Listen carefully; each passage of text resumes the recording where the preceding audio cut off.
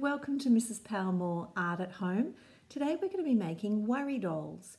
Now, worry dolls are traditionally from Guatemala in South America, and the story goes that if you tell them a worry each night and put them next to your bed or under your pillow, that they will take the worries away for you during the night.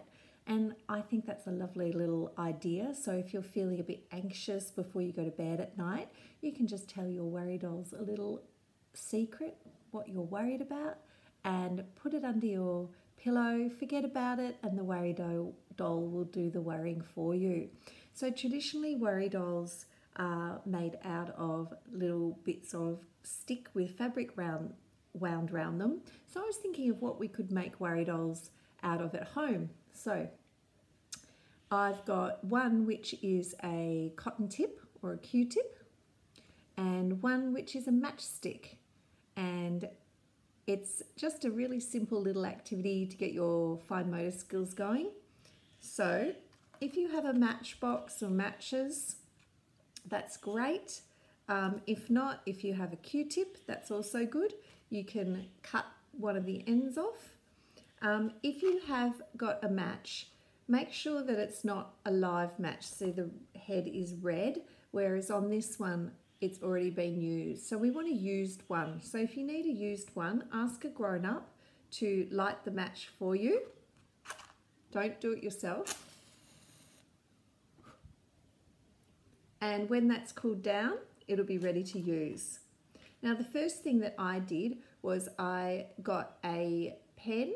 So I've got a fine head pen, so you don't want something that's like a really thick texture because you won't be able to get the little face on here. So even a ballpoint pen is fine. So you'll need your matchstick or Q-tip. You could even try with a satay stick if you've got a little bit of satay stick left over from one of our other projects. And you'll need some sort of string or wool that we can use to wind around it.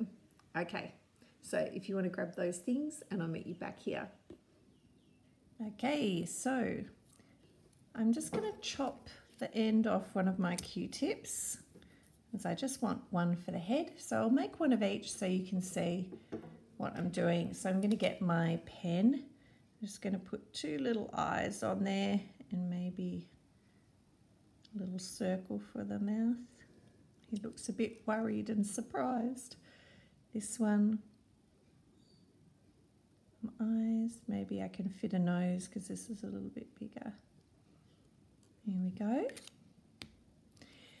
So we've got the little faces on them. So now what we need to do, and this is really good learning, so I'm going to show you with this how to start off tying the knot. I'll just move the Q-tip one to the side. So when you tie a knot, you want to leave quite a bit of end here so we can overlap. So what you want to do is you want to cross it over the piece here so that you've made a loop. And what you're going to need to do is tuck the tail, the end of your string, back up through the loop and pull. So I'm just going to tuck it under. I need to grab it with my fingers so it's through the loop, and I need to pull both sides of the string till it's tight. Okay. If you need to rewind and watch that little bit again, you can. And I'm just going to push it up near his neck there, where his clothes would start. Now I'm going to hold this tail of the thread down against the matchstick so it gets tucked in, and I'm going to use this one to wind around and around and around, and we're going to go all the way down the matchstick. And when I get to near the end, I want to make sure I've got that same amount of tail, because remember, we need enough that we are going to be able to make a loop to tie it off. We can always trim it off with the scissors later. So what I want you to do is when you get to about that much, is I want you to wind one more, but make it really loose so you've got that loop and you're going to thread the loop, thread the end of the string through the loop and give it a pull.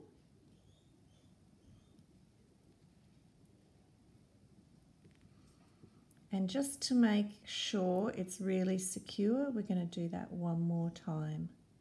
Oh, wow, this is when it gets tricky if I haven't left enough string to do it. There we go, I can get it through with my fingernails and pull it through. If you've got any, then you've got a double knot, it's nice and tight. If you've got any frayed off the end there, we can give it a little trim. And there's our cute little worry doll. Now, if you did want to do, you could do, like on this one, you could do 2 colours. And that's really good if you use a little bit of wool to start with and you run out. You could change colour or just add another little bit of wine. Just make sure you tie it off twice. So that's really good knot practicing. Now, we can adapt this in lots of different ways, and you guys might know about yarn bombing, where people wrap tree branches and things sometimes when you're walking along the streets, or they do it with lamp posts and bike racks and different things. So I'm just going to go grab a stick and show you how you can use this wrapping technique to make a cool wrapped stick as well. Okay, so I just went out into my garden and found a stick.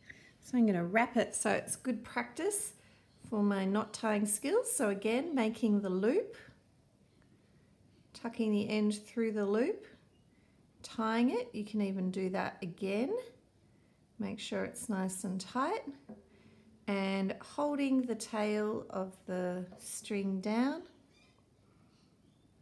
And I'm going to start wrapping. And I think each section I might change colours.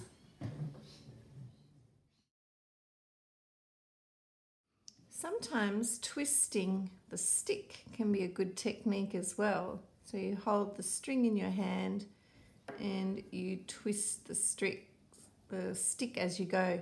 So have a play around with some different techniques. Okay, so I finished wrapping. You might want to think about the pattern that you wrap in. Maybe you could do a colour pattern going down.